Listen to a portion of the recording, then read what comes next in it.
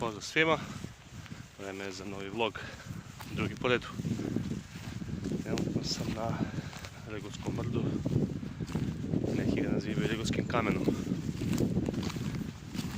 Staza počinje sa puta, ne znam da li se vidi sada pošto je malo jače sunce, put Bor-Regotina.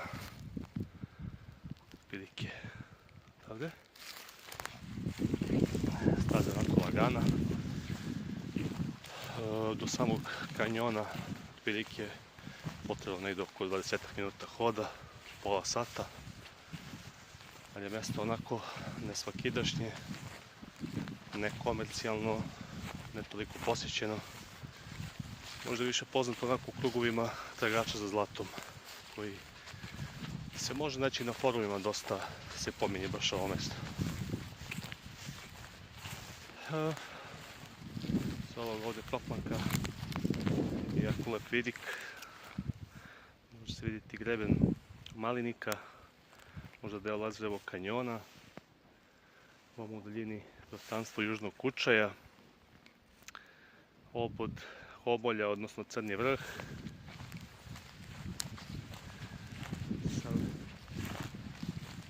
Odavde se baš i ne vidi najbolje, Beli Jovan i Veliki krš, ali će malo kasnije da se vidi i on jako lepo.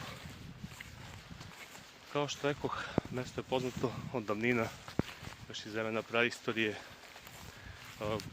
Polovinom prošlog veka, 50-60 godina, na prostoru današnjeg sela Regotina su pronađene zemljene figurine. Isto tako i spomenici iz vremena Rimljana antike. A ovo ovdje konkretno mjesto, malo pre spomenuh Regotski kamen, je poznato među tragačima za zlatom.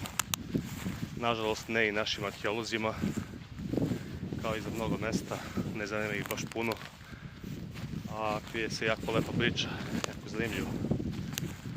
Po rečima nekih etnologa, putopisaca, ovdje postojao nekad grad Sjedvitas u podnožju Regotskog kamena. Ovdje se mogu vidjeti obrisi nekadašnjeg utvrđenja. Po nekim podacima ovo je bila neka zaštita okolnih rudnika.